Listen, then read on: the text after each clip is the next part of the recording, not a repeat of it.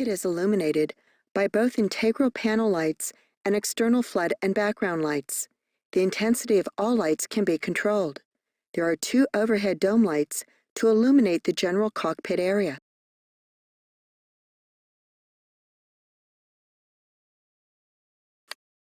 The integral light knob, located on the pedestal light panel, adjusts the intensity of the integral lighting for the main instrument panel and the center pedestal panel. This knob also turns the lights on and off.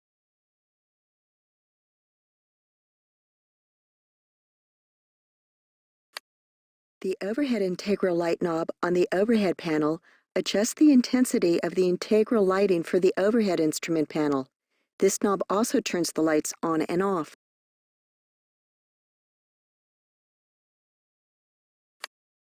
The annunciator light switch on the overhead panel has 3 positions. In the test position, it illuminates all flight deck annunciator lights and displays 8s in the liquid crystal display units. In the dim position, the annunciator lights are powered with reduced voltage for a lower light level. In the bright position, the annunciator lights function normally. The dome light switch has 3 positions. In the bright setting, both dome lights are on bright. In the dim setting, both dome lights are on dim, and in the off setting, both dome lights are off. In the emergency electrical configuration, the right dome light will illuminate if the switch is in the dim or bright position.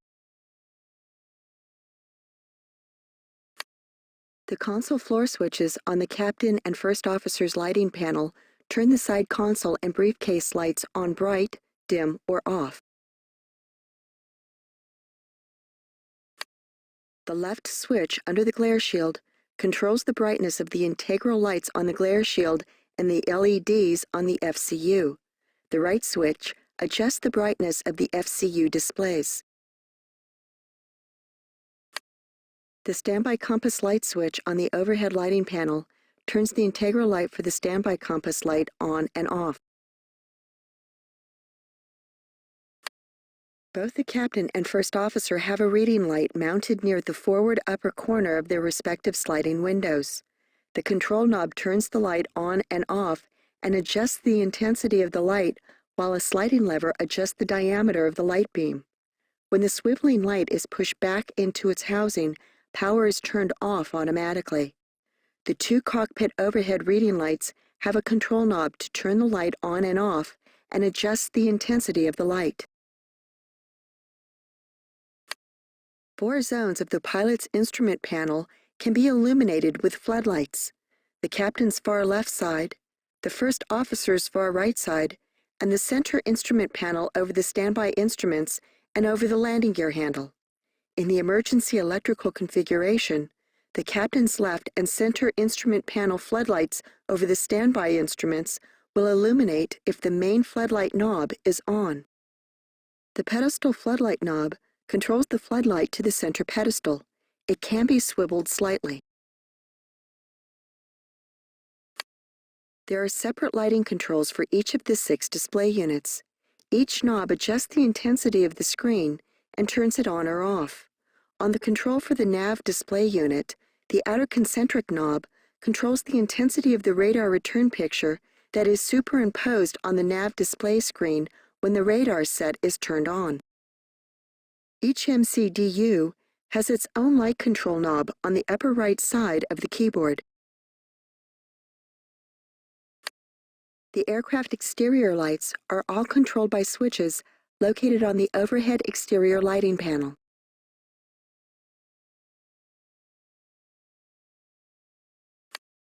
The beacon switch turns the top and bottom flashing red anti-collision lights on and off. The wing switch turns on and off 2 lights on either side of the fuselage. These lights are focused on the wing leading edge and the engine air intakes. They may be used to help determine if ice is building up on those areas.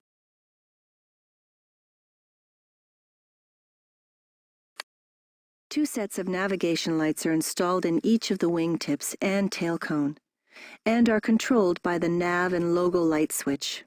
Position 1 turns on the first set of lights, and Position 2 turns on the second set. The vertical stabilizer logo lights located on top of the horizontal stabilizer come on with the switch in position 1 or 2 when the aircraft is on the ground or in flight with the slats extended. Two lights installed on the nose gear strut are controlled by the nose light switch. The taxi position turns on the taxi light only. The takeoff position turns on both the taxi and the takeoff lights. The off position turns off both lights.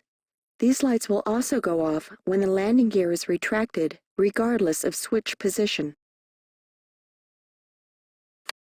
There is a retractable landing light installed under each wing inboard of the engines. The left and right landing light selectors have 3 positions. The on position will extend the landing light and turn it on when fully extended. The off position selects the landing light off but leaves it extended. The retract position retracts the landing light and turns the light off. The upper ECAM memo display will show landing light in green when one landing light is extended. There is no speed restriction for landing light operation, but some light airframe vibration will be felt above speeds of 250 knots. 2 runway turnoff lights are installed on the nose gear strut at fixed angles. The runway turnoff switch will turn the 2 lights on and off.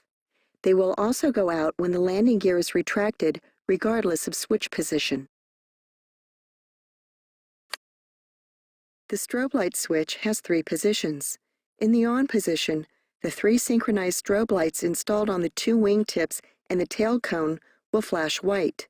In the auto position, the lights will flash whenever the aircraft is in flight. The off position turns these lights off. If the switch is in the off position in flight, the memo display on the upper ECAM will indicate strobe light off in green. The aircraft emergency lighting system will assist passengers in the event of an emergency evacuation.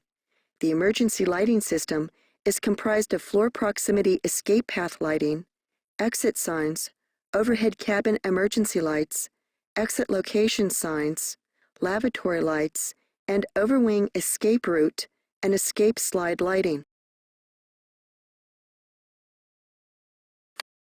The floor proximity emergency escape path lights will illuminate a path to all exit doors. The lights are installed on a number of seats at floor level on the left side of the aisle. Exit marker lights are associated with the escape path lighting system. They are mounted on the wall near floor level at all 6 emergency exit doors. 14 overhead low-voltage emergency lights are mounted underneath the overhead luggage compartments and over each main cabin door to ensure continuous illumination of the aisle. 4 exit location signs are located on the cabin ceiling by each door area, and an exit sign is mounted on the wall above each main door and above each pair of emergency exits. There is an auxiliary light mounted in the ceiling of each lavatory. These lights are always on when the aircraft has electrical power. The overwing exterior lights are located under the overwing exits and will automatically come on when one of the armed exits is opened. The escape slides are also supplied with integral lighting strips along the sides, which come on automatically when the slide is deployed. The emergency exit light switch on the overhead panel has 3 detents. In the off detent, the emergency lights are off and will not come on, and the off light next to the switch illuminates. In the armed detent, the emergency lights come on if the normal aircraft electrical power fails. With the switch in the on position, all emergency lights will come on. Lifting the guard and pressing the emergency light push button on the forward flight attendant's panel will also turn on all emergency lights. On the ground, once an evacuation is ordered, the engines are shut down, and normal aircraft electrical power is lost, the emergency lighting system will be powered by 4 emergency power supply units, each having integral rechargeable batteries, which will power the system for at least 12 minutes. The fasten seatbelt signs and the no smoking signs are controlled by separate switches in the cockpit. The no smoking switch has 3 positions. When selected to on, the no smoking and exit signs in the cabin come on, and a single low-tone chime sounds. The message, "No smoking" in green, is displayed on the memo section of the upper ECAM screen when the signs are on. In the auto position, the no smoking and exit signs and the chime come on automatically when the landing gear is extended and go off when the landing gear is retracted. If selected to off, the signs will extinguish and a single low-tone chime sounds again.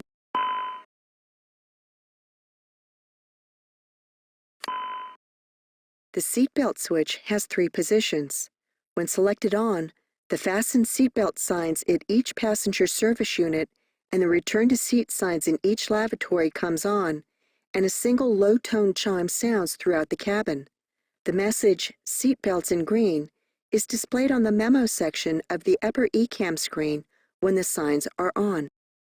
In the auto position, the signs and the tone will come on whenever the aircraft is on the ground, and automatically in flight when the flaps lever is selected to config 1 or the landing gear is extended.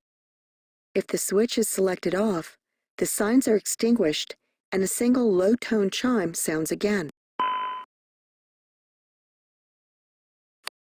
In the event of cabin depressurization, the no smoking, fasten seatbelt, and exit signs will automatically come on regardless of switch position when the cabin altitude reaches approximately 11,000 feet.